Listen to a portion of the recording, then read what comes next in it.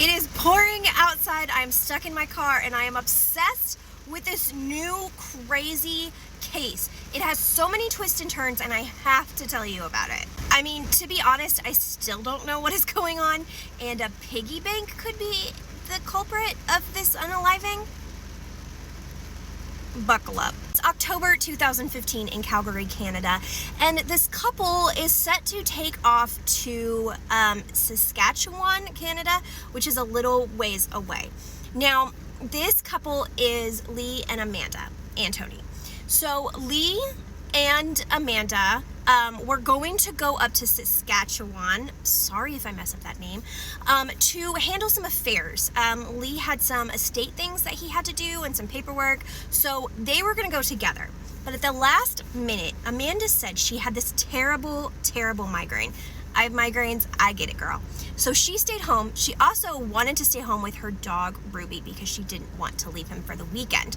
So she stayed at home and Lee went to Saskatchewan. This couple were so in love. They got married in 2009. They fell in love in their 20s, and they were in constant contact with each other via like text message and phone calls.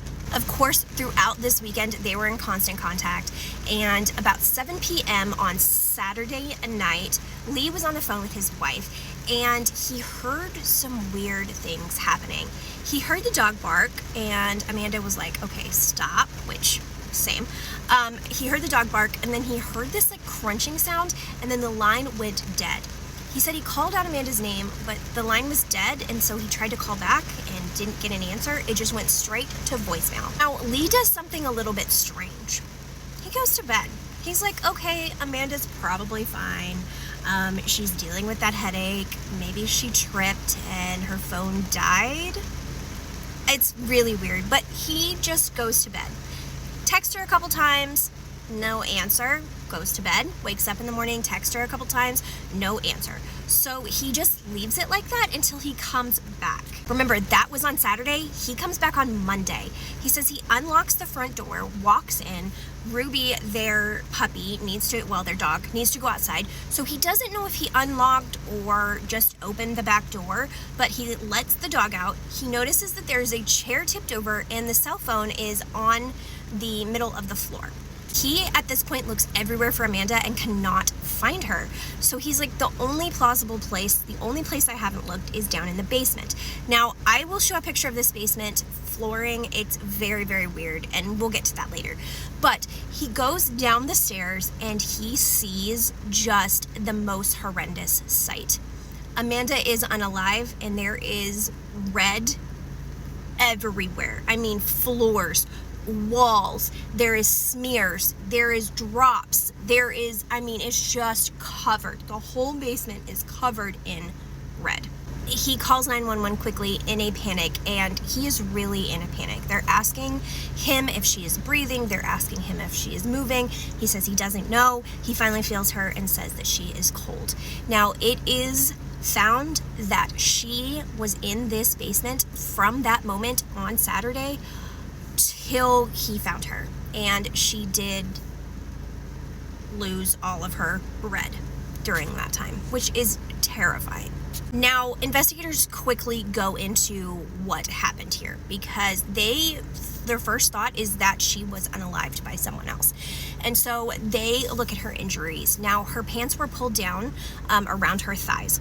She had a lot of bumps and bruises, elbows, knees, back, a lot on her back, and then some in the facial area, because that is where the wound was.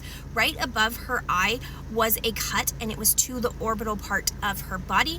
This is where she lost all of her red from. So at this point, they're thinking, okay, is it the husband? Was it an intruder? Or did something else happen here? And hold on to your panties, because this one gets crazy. Let's talk about Lee, because everybody is side-eyeing him at this point, because why didn't he check on her from the moment that he heard that weirdness on the phone? He didn't check on her the whole time? That is strange. And police looked into him a lot. They questioned him.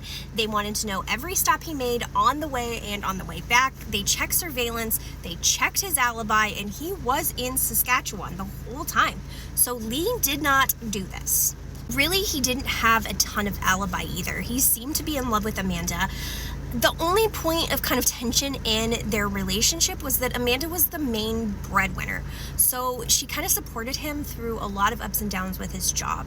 But that didn't necessarily mean that he did this out of revenge. Amanda didn't seem to have really any more enemies. I mean, she did have this little argument with Lee's sister. So Lee and Amanda called CPS on Lee's sister because she was an addict and they were trying to protect her kids. And that got her kids taken away, and Lee's sister didn't love that and did not care for Amanda after that.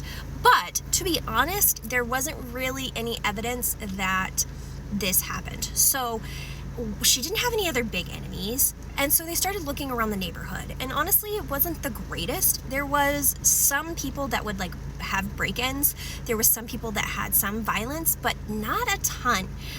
There was a lot of people who would break into backyards to steal cans, and Amanda and Lee had that happen, but there wasn't like a ton of evidence of that happening either. In fact, there was no evidence that there was anyone in the house besides Amanda that weekend. So this is where it gets crazy. They start investigating that maybe Amanda's unaliving happened as an accident. So those stairs are very strange. It's basically a hole in the floor. And their theory is maybe she tripped on the dog and fell down the stairs. And that is why she had the bruises. But you're thinking, okay, well, what about the injury on her face? Well, this is where the piggy bank comes back. On the ledge of the stairs was this really heavy glass piggy bank. I will post pictures, but I still don't even believe it myself. People believe that she hit the piggy bank on the way down. And there is evidence that this piggy bank was what happened to her. So someone either took this piggy bank and used it, or this theory is right, because there is pieces of this piggy bank embedded into her head. And also there was pieces all over the floor, and there's a big hole in the middle of the piggy bank's face. Like I said, this was a very red scene, so people thought maybe that a unaliver was trying to clean up all of the red. But it seems that all of these marks and these things and these footprints were made by Amanda herself. There is no DNA evidence of anybody else, and all of the red comes back to Amanda. It seems like she was the only one in that basement that night. That was really big thunder.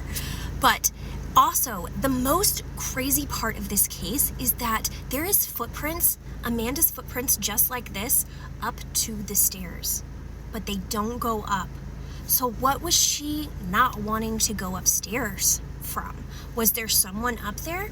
Or was she just so incoherent from losing so much red that she didn't know what she was doing in that basement? Also, it seems like her pets did not go down at all. There was no pet footprints in the red.